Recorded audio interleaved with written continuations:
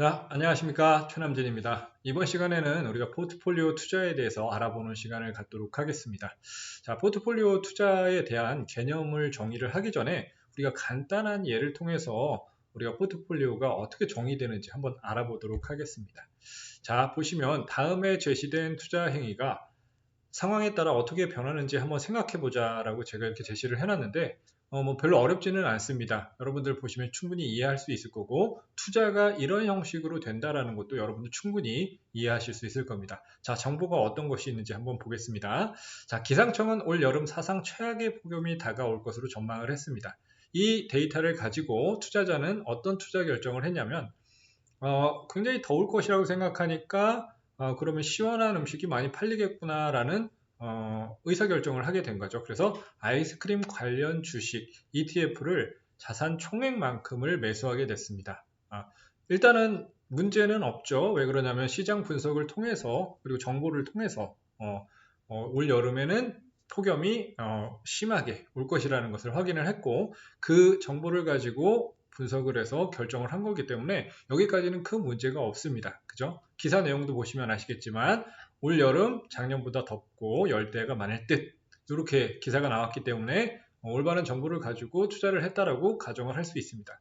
근데 실제 상황은 어떻게 되느냐? 기상청의 예보와 달리 사상 최장 장마를 기록했습니다. 그죠? 그랬다라는 것은 그만큼 덥지 않았다라고 판별을 해볼 수가 있고요. 그만큼 덥지 않았으니까 사람들은 아이스크림을 많이 사 먹지 않았겠죠. 그죠? 그렇다고 그러면 아이스크림 관련 회사들은 매출이 크게 증가하지 않았을 것이고 당연히 이익도 크게 증가하지 않았기 때문에 주가에 그것이 충분히 반영이 됐다 그러면 A 투자자의 수익률은 그렇게 높지 않았을 겁니다. 그죠? 근데 우리가 이 사례를 같이 한번 보면은 이제 포트폴리오 투자가 어떤 것인지 좀 정의가 될 겁니다. 자, 투자자 A와는 달리 B 펀드 매니저는 분산 투자를 위해서 B와 관련된 주식, 그러니까 우산이나 예를 들어서 우비 같은 것이 있겠죠. 를 일부를 편입했다고 합니다. 그러니까 여러분 펀드 매니저가 뭐 하는 사람인지는 대체로는 알 겁니다. 그죠? 그래서 자기 돈으로 투자를 하는 게 아니라 우리가 불특정 다수의 자금을 모집을 한 다음에 운용을 해서 수익금을 배분하는 사람을 우리가 펀드 매니저라고 부르죠. 그렇기 때문에 분산 투자를 하게 됩니다. 그래서 이게 실제로 이런 것들이 일어나는데 제가 간단하게 예를 들어 놓은 겁니다. 그래서 우리가 앞서 말했던 어떤 아이스크림, 그러니까 매우 더울 때 일어나는 현상과 덥지 않고 이게 장마가 왔을 때 매출이 늘어나는 그게 바로 우산이나 우비가 되겠죠. 그래서 편입을 했다고 하면 우리가 앞서 투자자 A와 펀드 매니저 B의 수익률 간의 위험은 어떻게 달라지는지 한번 생각해 볼 수 있을 겁니다. 자, 앞서 봤던 A 투자자와 펀드 매니저 B는 무엇이 다를까요?